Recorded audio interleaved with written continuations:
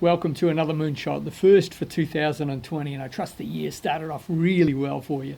Like Tim Ferriss, though, I don't make New Year's resolutions because I believe that we should constantly be reviewing and reshaping ourselves, our intelligence, our values, our purpose, through the learning and transformative experiences of our daily life.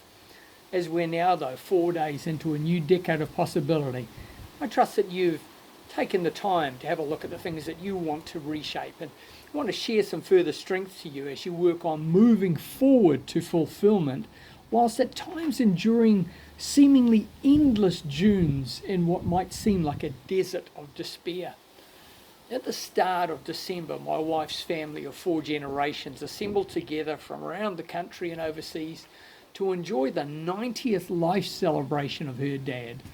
And what a wonderful time experiencing and witnessing music and tales and stories and experiences and games and new introductions and hearty reunions.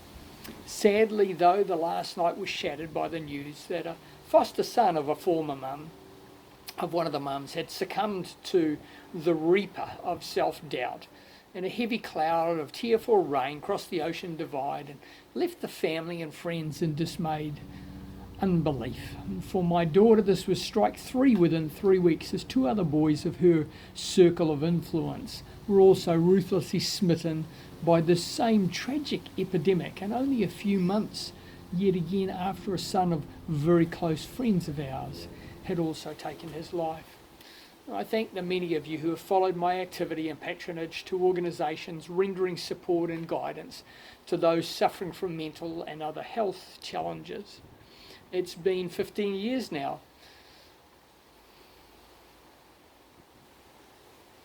since I was diagnosed with an aggressive cancer through my body, and I elected immediate surgery and an extremely radical chemo regimen. I've been hooked up to a toxic chemical pump for 4.5 hours a day, 5 days a week for 3 months, until my body is driven to death's door and had to fight to restore back my health and strength. And for 18 months I struggled to regain my form and sense of smell and taste and touch. Yet although I felt terrible for months on end, I was never in despair, because my will to survive for my children and the goals that I had yet to achieve kept me moving forward, and thus began my journey in earnest into the deeper human behaviour and mindset and cognitive behaviour therapy and psychology, and my commitment to learning as much as I could to help others, including cancer patients and those with chronic depression and multiple suicide attempts. With each of the people that I've coached, I've helped them to shift, or had them shift their focus from the problem to a solution that they can attach themselves to. Now, Dr. Lani Zlupko is a solutions coach of Fortune 500 companies, and some years ago she identified that people who remain stuck and don't progress are there because they ask problem-focused questions, which of course produces problem-focused answers. And this is what I and others refer to as the inward or the closed mindset. So to move forward, you must ask yourself solution-focused questions to promulgate solution-focused answers into a more productive outward or open mindset. In New Zealand a few years back, I went to visit a friend of mine who was experiencing the rigours of chemo, and he commented that he was just getting through it, problem-focused. I asked him why. Frustrated, he said, "What do you mean why? It's rough getting through this." And knowing that I'd been through it, I said I should understand it. And I asked him, "Yeah, but why? What's so important that you have to get to? What's the big driver you're working towards?" And this is the learning for him. This is a corporate executive with decades of leadership experience who had forgotten, because of the pressure that he was under and this new experience, he'd forgotten the gravity of moving towards is greater than that of running from. I said, "You're so focused on getting through the problem that it's draining your energy as you fight it." I focused on what I was going to do on the other side after the experience, and that's what fueled my energy, the energy that I would need to pull myself through with the power of my thoughts. Humans are a reward-seeking organism, yet in the clamour, the hustle, the panic or the distress, we can forget Marshall Goldsmith's #1 rule: to breathe.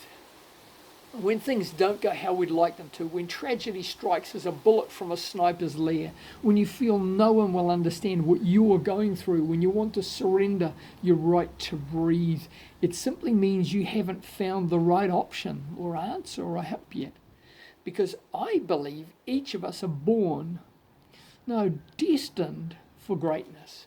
And the myriad of disabled and differently abled men and women and children who have scaled mountains and crossed oceans and survived torturous imprisonment is evidence enough to prove that my belief is sound.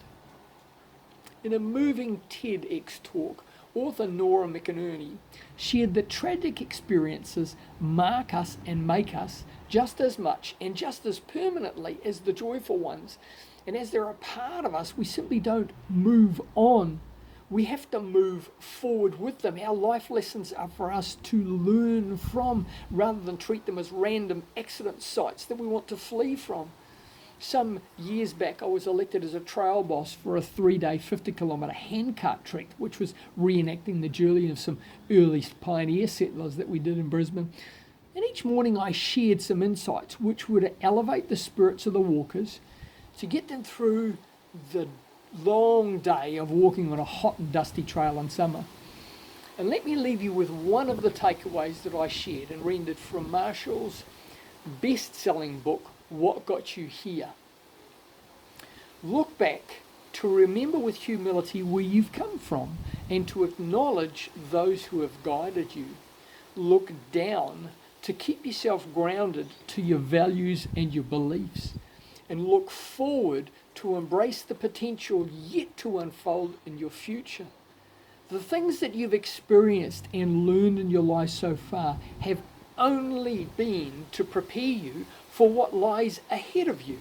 However, you are yet to and will need to learn and experience greater things to achieve and fulfill things that will ask more from you than has been required of you to date. If you're willing to discipline your mind and your body, your time, your thoughts, words, and actions, then opportunities of significant growth will appear with patient effort. Again, as a constant star to guide you both night and day, live fully, love unconditionally, and serve willingly. May 2020 be a fantastic year for you, because you move forward with strength and confidence, taking the lessons that have prepared you for this day for the ones that are ahead of you.